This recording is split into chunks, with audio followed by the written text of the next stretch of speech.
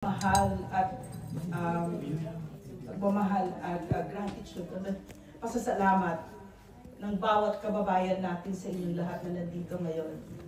I just needed a few minutes to compose myself kasi I was told that I should be strong when I'm with in front of people. Ever since I was with PRRD, kailangan malakas ka, lalo pa ngayon, di ba?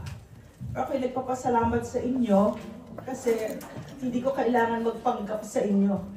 Hindi ko kailangan magpakalakas kasi alam ko pare-pareho tayong masakit ang puso ngayon sa ginawa na krimen ni PRRD, no, sa isang pinakamamahal nating president.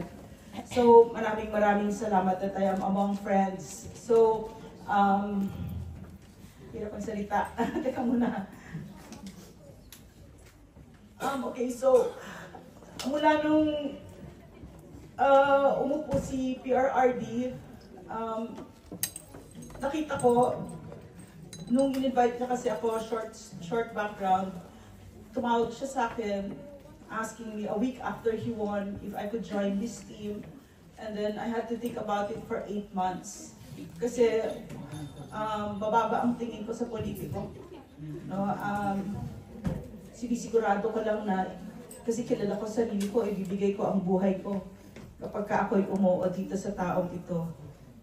Isisisi ako dun sa 8 months na yun. Sana pala hindi ako naghintay ng ganun katagal kasi he turned out to be more than anything I could ever have imagined. Kasi ang trabaho ko sa mahihirap. At nakita ko kung paano ko walang pakialam ang mga leaders natin sa mga mahihirap. Si PRRD hindi ganon. So, itong recent events natin ngayon, there are 2 things na nagulat ako.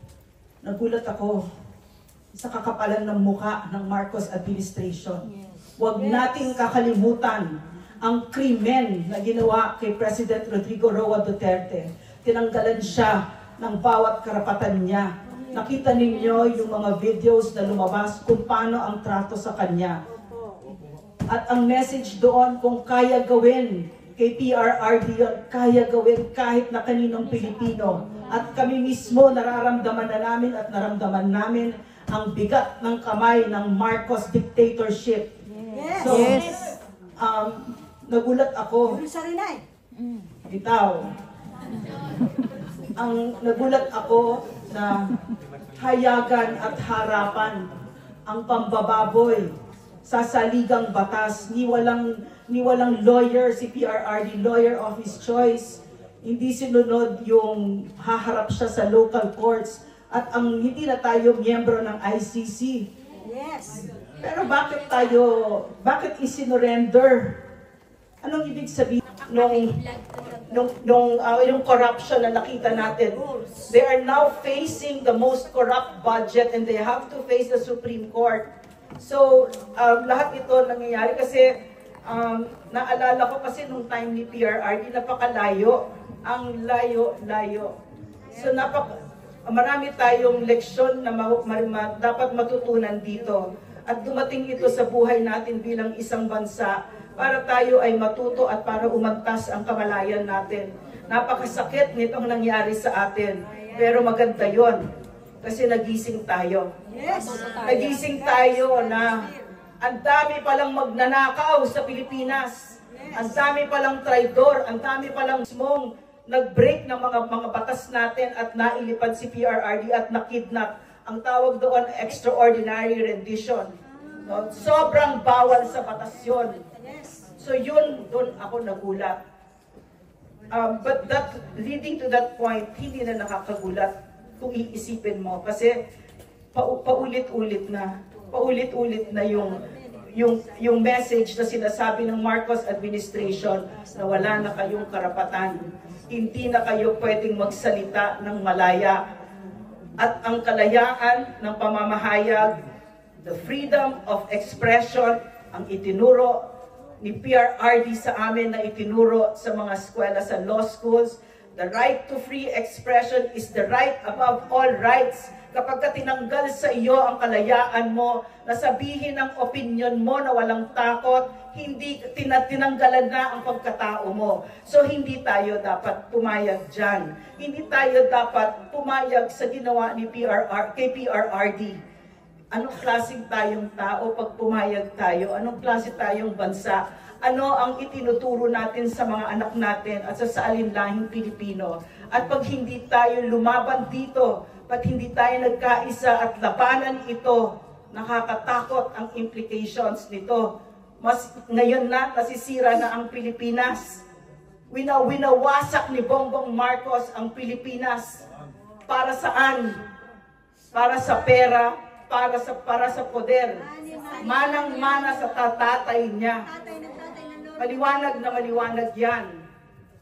So ang hinihiling sa atin ng ating former president, ilang beses niyang inulit, pero lalo na nung nandyan na siya sa The Hague, sinabi niya, may hinihiling ako sa inyo, iboto ninyo straight ang PDP laban.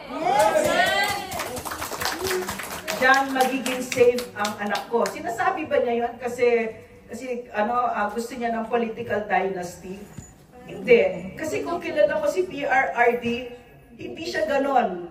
Sa totoo lang, kakatrabaho ko siya. Maraming beses nakita ko, parang mas mahal niya ang Pilipinas kaysa anak niya. Parang mas mahal niya ang Pilipinas kaysa sa mga chika babes niya. Yes. Diba? Iba siya magmahal sa Pilipinas. At ang Pilipinas kay PRRD ay hindi isang idea na malaki, hindi. Kay PRRD ang Pilipinas ay ang isang balo ng isang sundalo. Si Ligaya Serrano, na pinuntahan niya, yung asawa niya ay isang sundalong namatay, Marawi soldier, na sinamahan niya nung first Christmas na wala silang head of the family. Para kay PRRD, ang Pilipinas, ang ibig sabihin nun ay kayo, mga OFWs, na umalis ng Pilipinas para lang makapag-provide sa inyong mga pamilya ng maayos. Oh, yes. At ilang beses ko nakita, medyo OA nga, kung iisipin ko noon, na gusto niya, susunduin niya yung mga OFWs sa Middle East, siya mismo, sasakay siya aeroplano, sunduin niya, pag narinig niya na inapi, at ganun siya, no? So, yun ang ibig sabihin ng Pilipinas. Ang Pilipinas kay PRRD ay yung mga children with cancer, na every year, kahit na hindi siya presidente noon, pinupuntahan niya. So, as I said earlier, no, there were two things that shocked me about this whole event. One was that yung impunity, shamelessness, brazenness with which the Marcos administration committed the crime of extraordinary rendition against PRRD. That's number one. And the one thing that shocked me even more was the love and outpouring of the Filipinos all over the world. Gusto ko yung kanta ni Sir. Si Sir, salamat! Napakaganda. Kasi meron ba, personally, ibang-iba na yung buhay ko dahil kay PRRD. Napakarami kong dinaanang, ang dami kong kaso na hinaharap dahil sa mga CPP, NPA, NDF. Meron akong death threats, may harassment, may ganyan, lahat. Pero sa loob ng puso ko, nararamdaman ko sobrang pasasalamat at pagmamahal kay PRRD. Salamat, PRRD. Talagang ibinago mo ako. Nakita ko ang mundo, nakita ko ang katotohanan, at tinuruan mo kung paano magmahal ng Pilipinas. So gustong-gusto ko yung kanta niya. Mabigat yung dinadala natin ngayon. Mabigat yung dinadala ni VP ng mga Duterte ngayon at ng buong Pilipinas. Pero gusto ko sana, kasi ang mga kalaban natin, no, sa totoo lang, puno-puno sila ng buot at gusto nila nag-aaway-away tayo. Lalo't-lalo nandyan ang CPP, NPA, NDF. Huwag din yung kakalimutan na ang CPP, NPA, NDF na sa loob mismo ng ICC. So sila mismo ang nagmaniobra nito. Siyempre kasama si Bongbong Marcos dyan. No, natural, kasama siya, no? Nagsalib puwersa sa mga demonyo, diba? So, mga Satan. Correct. So, ngayon, binigay namin na Pilipinas kay Bongbong Marcos. Si PRRD ang binigay niyang Pilipinas kay Bongbong Marcos ay isang Pilipinas na dapa na ang komunistang teroristang CPP, NPA, NDF. Pero dahil sa kailangan niya ng attack dogs against the Dutertes, nagkuntsabahan sila. So ngayon bumababalik ang CPP, NPA, NDF. Lumalakas na naman sila. So ito yung kung bakit hindi natin matanggal-tanggal ang mga salot na yan, na lampas kalahating siglo. Ito rin yung kung bakit kami ay tumatakbo sa Epanaw sa Bayanan. Hindi tayo papayag dapat, hindi ko matanggap na sila kayang-kaya nila maglagay ng 3, 4, 5, tapos tayo hindi natin kaya ang 3. Kilala nyo ba si Ka Eric? Okay, can you imagine a Congress with Ka Eric in there? Sasabog sila. Sasabog ang CPP, NPA, NDF. I will guarantee you, promise, pangako, hindi ako politiko, hindi ako marunong mangako. Pero ito, pangako, takot na takot sila kay Eric. Bakit sila takot kay Ka Eric? Kasi kasama nila dati eh. Si Ka Eric at yung mga former rebels, sila yung nagtanggal ng maskara. Sila yung kung bakit ngayon, gising na gising tayong lahat sa panloloko, panlilinlang ng CPP, NPA, NDF. At dahil lang kay Martin Romualdez, at kay Bongbong Marcos na nagbigay ng pera natin sa kanila, nakaka-recover sila. So papayag ba tayo doon? Hindi tayo. Hindi. Ang totoong may puwersa dito, ang totoong may kapangyarihan dito, at kailangan ituro na natin yan. Leleksyonan natin ito mga abusadong Marcos Romualdez na ito at lahat ng mga nandyan sa HOR. Leksyonan natin sila na ang kapangyarihan na hawak nila, na ang ginagamit nila para abusuhin tayo at para nakawan tayo ng walang kahihiyan ay galing sa atin. There is now an extraordinary opportunity para baguhin natin ang kasaysayan at ang galaw ng Pilipinas. At yan ay ang coming elections. Vote straight PDP at sana lahat ng kaalyado ni PRRD. Yan ang kanyang hinihingi. Kasi pagkatapos ng elections, ang susunod ay ang impeachment ng Vice President. Yan ang iniluluto nila. Not only that, the day that lumipad si PRRD, inilipad siya at kinidnap. Sabi nung informant ko sa BJMP, sa preso, na yung mga CPP sa loob ng BJMP ay nagdiriwang. Tapos tawag sila ng tawag sa mga CPP na nasa Netherlands para patayin na si Inday. Diba? So, yan ang hinaharap natin ngayon. Pag nandito kasi ako sa Japan, nakikita ko kahanga-hanga ang mga Hapon. Very advanced yung thinking. Very, very pulido mag-isip. And there was a time na mas advanced tayo sa kanila. It was in the 1960s until dumating ang isang Ferdinand Marcos Sr. at winasak niya ang Pilipinas. So ngayon, nandito na naman tayo, umuulit ang kasaysayan. At umuulit ang kasaysayan para baguhin natin, para ipakita natin na natuto na tayo. So, siguro in behalf of PRRD, in behalf of the Vice President, I would like to thank you from the bottom of our hearts na hindi niyo sila iniiwanan. Maraming salamat at magkakasama tayo dito. Ang puwersa natin ay pag tayo ay nagkakaisa at dumadating tayo na sa isang panahon tayo ng ating kasaysayan na napakadilim. Sobrang dilim. Pero I cannot quote him faithfully, pero ang sinabi ng ating national hero si Gat Jose Rizal, it is darkest before dawn. So ibig sabihin, pag pasikat na yung araw, pinakamadilim yan. So tayo, na nawalan ng tatay, ay magkakapit-bisig tayo at walang mag-iiwanan. Yan ang puwersa natin. Ang gustong-gusto nilang kalimutan natin ay mas marami tayo kaysa sa kanila. Yes.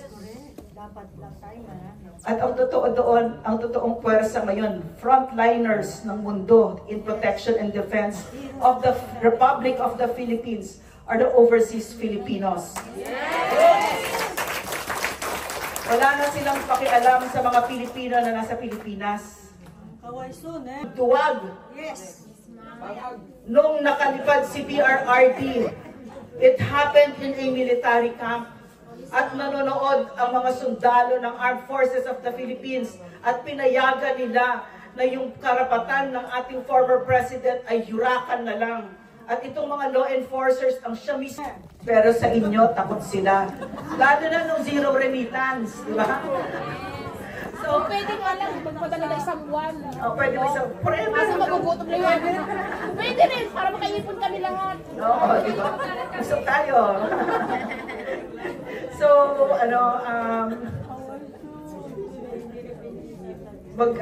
magkapit-bisig tayong lahat. No? In closing, I guess, all I want to say is that Wala lang akong kakambal eh. Kakambal ako eh. natawa ako sa inyo. Utang mo, Mari, masindes ka. Tuyo sa Binondeo, Pero ma'am, iba rin mananalo ang kasamaan sa kabutihan. Correct. Very good. Yes, ma'am. I Perfect. believe. Perfect. What you were saying is perfect. This is exactly what I want to say. They want us to believe that they are stronger than we are. They want us to believe that hate is stronger than love. They want us to believe that corruption is stronger than honesty. But I will tell you my favorite quote that I gave to PRRD, which he thanked me for. Sabi ni Carl Jung, the spirit of evil is fear, and only boldness can deliver us from it. Only courage can deliver us from it. Sila ang matakot sa atin. Nagkaka-elections ngayon. So, they are at their best behavior. Nanliligaw ang mga buwayang yan. Nagpakita na sa atin kung sino sila. Pinakita na nila. Tignan ninyo ako, abusado ako, magnanakaw ako, mag-i-impeach ako ng Vice President kasi gusto ko ng pera ni Martin Romualdez na hindi naman niya pera. Pera talaga natin yon. Mga mukhang pera, di ba? Sinasabi nila sa atin, tignan ninyo ako, bastos ako sa Pilipino, wala akong respeto. Nakikita niyo ba kami sa hearings? Kahit sino, isa-cite namin in contempt at ide-detain namin. Pinapakita namin sa inyo na hindi kami marunong humawak ng kapangyarihan. Dahil gagamitin namin ito sa pagbubuhat ng kamay sa inyo, gagamitin namin yung kapangyarihan na yan para magnakaw sa inyo. Wala kaming bibigay sa inyo na mabuti, hindi kami magsisilbi sa inyo. Puro nakaw ang gagawin namin. Magnanakaw kami kahit sa PhilHealth para mag-build kunyari ng bridges, pero kasi mga contractors kami, mga magnanakaw kami. Pinapakilala na nila, bobotohin nyo pa? Wala na tayong sisisihin, di ba? Wala na tayong sisisihin kasi ang Pilipino lagi tayo nagsa-stop short eh. Bitin yung kwento natin. Yung kwento natin, bakit ba tayo nabuto? Hindi, kasalanan natin yun. Na nagkaroon tayo ng isang pangulong drug addict. Paano nangyari yon? Kasi hindi tayo nag-isip para tayong mga bata. Diba? Kung sino na lang binoto natin dahil siguro yung pangalan matunog, pero ano bang nagawa nito sa buhay niya? Wala. Diba? At sinabi ni PRRD na pinagkakatiwalaan natin na may utak at maraming alam, huwag niyong iboto yan, weak leader. O hindi ba tama siya? Diba? So, namimiligro ang buhay ko ngayon. Ang dinig ko, i-aaresto daw ako. So, meron bang natatakot? Hindi ako natatakot. Kasama ko si PRRD. Kasama ko siya. At sasabihin ko sa inyo, in closing, kung ano yung sinabi ko kay ES, Bingbong Medialdea, nung kausap ko siya, sinabi ko, ES, I could never have predicted this. We could never have imagined na dadating tayo sa puntong ito na si PRRD mismo yung pinakamamahal ng buong Pilipinas ay gagawin sa kanya ito.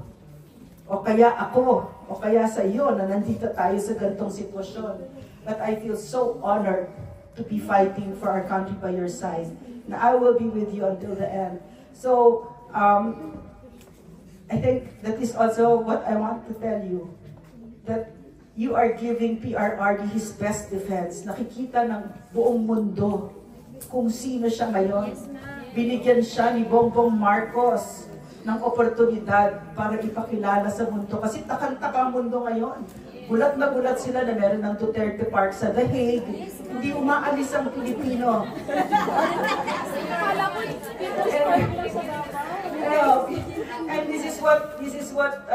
amazes me. The love that we have, that you have shown for our president. Yes, ma'am. Kasi binibalik lang namin yung pagmamahal ni tatay sa amin.